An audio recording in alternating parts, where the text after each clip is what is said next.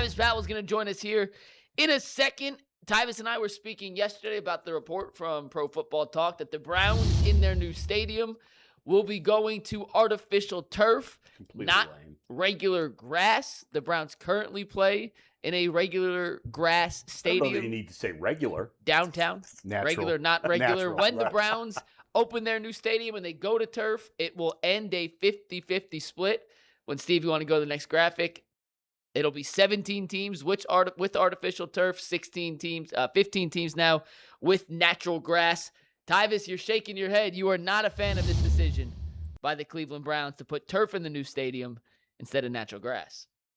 I hate it. I really do. I mean, you've seen as of lately, a lot of NFL players have come out ever since the World Cup has happened, and these NFL teams have shown the ability to bring grass in. NFL players are wondering, why is it that you can do that for the World Cup and these soccer players, but you can't do that for us? Now, everybody's like, well, what's the difference between turf and grass? Well, I'll tell you right now, when you look at just like when you get older, like, for example, I was out there Saturday and, the Browns grass, they got the grass on the practice field outside, but like closer towards the stands and the bleachers, they got like turf down.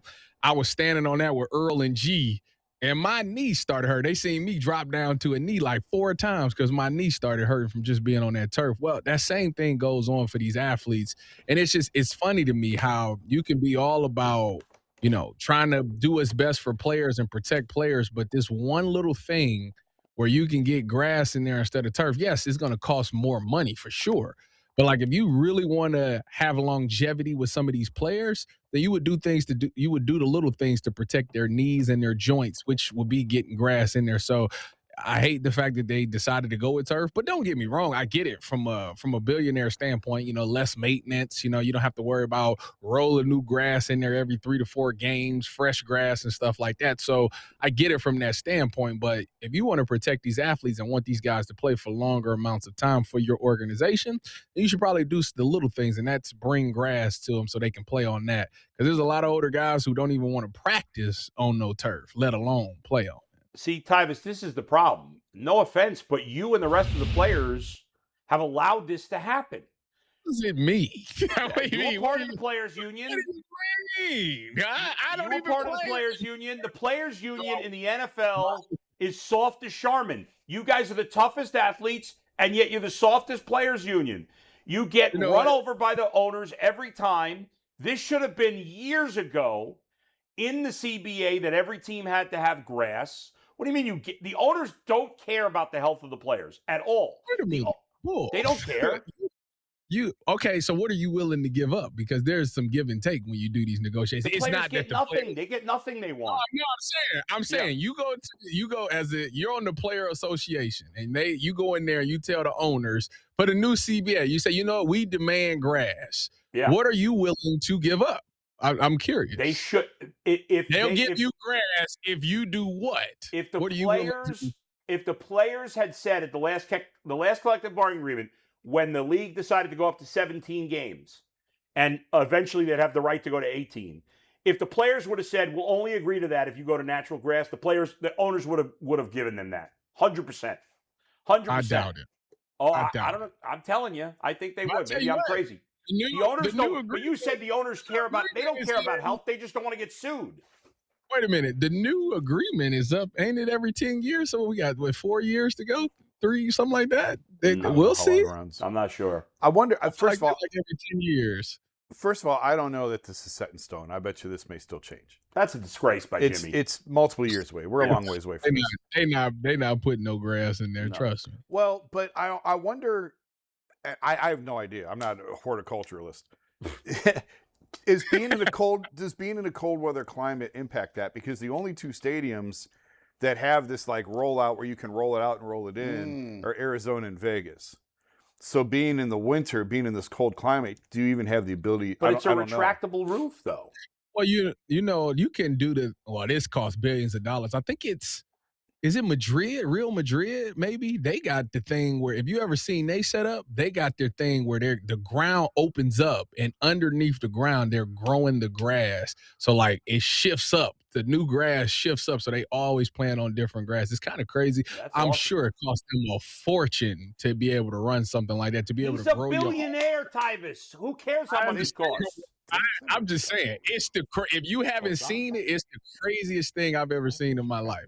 They would never do it. They're not going to do it. They're not going to Let's clarify. The Browns roof is not retractable. I don't know why I thought it was retractable. No, It is not retractable. My bad. And according to like reports, grass grows at a very small temperature range. Like there's a range where grass needs to grow.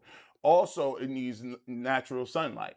And if it's very cloudy in Cleveland, I mean, if you look at it, we don't have very many days of sunshine. Now, you talk to the WKYC people. I call it Seattle East. So that plays a role in it as well. Plus, they're going to need to have irrigation systems. They're going to have to need some artificial lights. If you cared about the players, you But I will say it is possible if money is not an issue, and I don't think money is an issue for him. I think sometimes you get it where if you get a bad track, and when you're trying to grow the grass, sometimes your grass, if you have a base level, they got to bring new grass in every 3 weeks because it gets beat up. And it's like they're replacing divots and holes and different things. But they could do it. The thing I do agree with Tyvis is, see, I played on the old school. I don't know if you played on the old school AstroTurf. No, you can't even wear cleats on that. You gotta wear tennis shoes. Tennis shoes. Fawcett. I started Byers Field in Parma. That's where I played at. Terrible. Can't stand it. When you talk about playing at the old Akron Rubber Bowl in 98, 97, with a crown You're on the basically field, playing in a parking lot. You're playing on a parking lot with concrete underneath. Yes. And I just used to remember being like, okay, so huge turf burns. Like, people don't even know what turf burns is no more. Like, you fall down and your whole skin just comes off on the ground. You got to put plastic on it because it's a burn. That was horrible. And the thing that you have to think about, the game was gonna burn. Oh my gosh!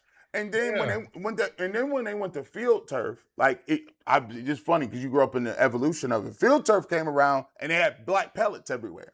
So they would break these pellets in, so you would fall and get a face mask full of pellets, and you're just like, this is horrible. Ridiculous. They've gotten better with it, but you are truthful. Me and Tyvis was sitting on the sideline.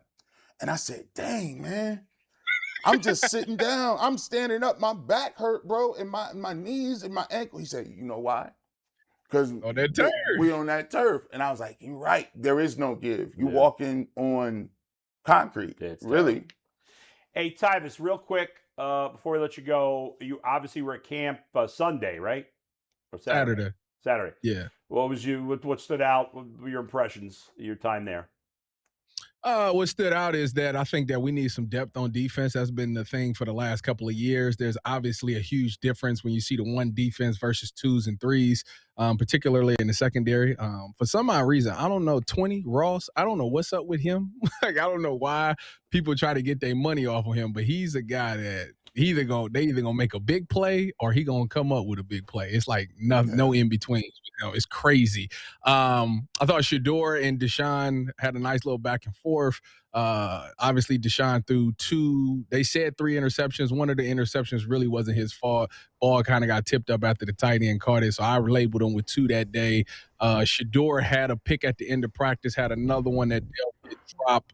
So he would have had 2, but he ended up having 1. So you kind of call that a wash when it comes to the turnovers there, although Deshaun's much more egregious. I thought Dylan Gabriel looked really good in the red zone period, threw a couple touchdowns. Then as soon as we complimented him, boom, he throws a pick 6.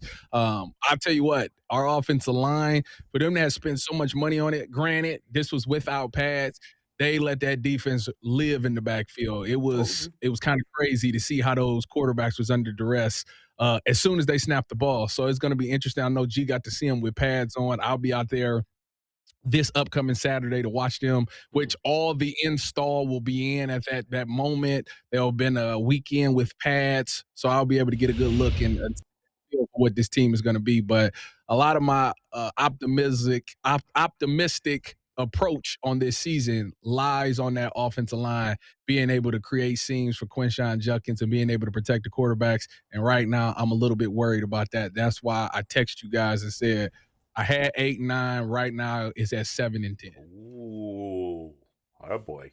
All right, But Tyler. I gotta see the games and I gotta see the joint practices too. All right. Well.